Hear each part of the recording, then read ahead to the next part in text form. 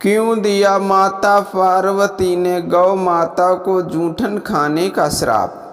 तीज का दिन था और माता पार्वती ने तीज का व्रत रखा था, लेकिन जब पार्वती माता के व्रत खोलने का समय हुआ तब भगवान शिव को उनके साथ थोड़ी हंसी ठिठोली करने का मन हुआ और माता पार्वती को चिढ़ाने के लिए कहीं छिप गए।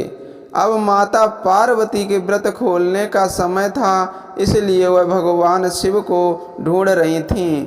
उन्होंने शिव जी को हर दिशा में हर जगह ढूंढा, गुफा, जंगल, पहाड़, लेकिन माता पार्वती को शिव जी कहीं नहीं मिले।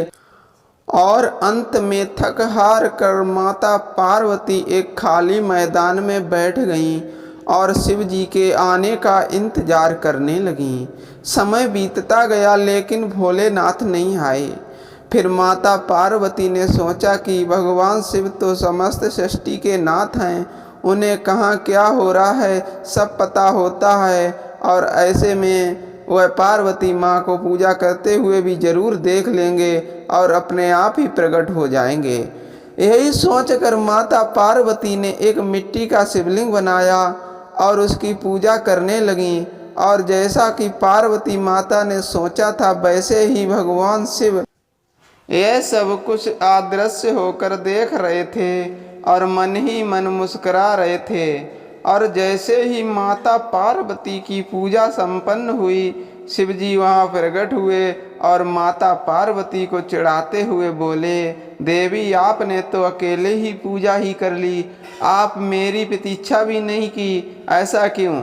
तब पार्वती जी ने कहा, हे प्रभु, मैंने तो आपका बहुत इंतजार किया, लेकिन सूर्यास्त हो चुका था और रात होने वाली थी, इसलिए मैंने शिवलिंग बनाकर आपकी पूजा कर ली और अपना व्रत संपूर्ण किया। यह बात सुनकर शिव जी ने फिर ठिठोली करते हुए कहा, मैं तुम्हारी बात पर कैसे विश्वास कर लूं? क्या इस बात का कोई साक्ष्य है? तब माता पार्वती ने थोड़ी दूर एक गाय को खड़े हुए देखा। तब माता पार्वती ने कहा, ए गाय मेरी पूजा की साक्षी है, आप इन्हीं से पूछ लीजिए। लेकिन वह गाय भी भोलेनाथ की यह हंसी ठिठोली के बारे में जानती थी, जिसकी वजह से जब शिवजी ने उन्हें माता पार्वती की पूजा के बारे में पूछा तब गाय ने ना में सर हिलाया और शिवजी ने हंसते हुए उनसे कहा कि वह सब बस उनसे थोड़ी हंसी ठिठोली कर रहे थे और वह सच जानते हैं। लेकिन अपने पति को समझाने, झूठा कहलाने का कलंक माता पार्वती को सहन न हुआ और उन्होंने गाय को श्राप देते हुए कहा, जिस तरह आज तूने झूठ बोला है उसी तरह अब तुझे जूठन ही खानी होगी। भले ना तुझे अच्छे से अच्छा भोजन क्यों ना मिले, लेकिन तू जूठन के पीछे भागेगी। यह सुनकर गौ माता बहुत ही दुखी हुई और तब शिव ने माता पार्वती को बताया कि उस गाय ने मेरे कहने पर ही झूठ बोला था और उसका इसमें कोई दोष नहीं है।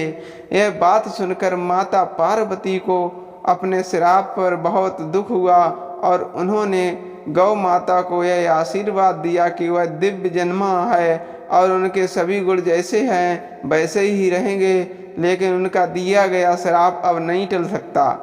दोस्तों, यह थी आज की कहानी। अगर आपको आज की कहानी ये वीडियो पसंद आई हो तो इसे लाइक करें और चैनल को सब्सक्राइब करें।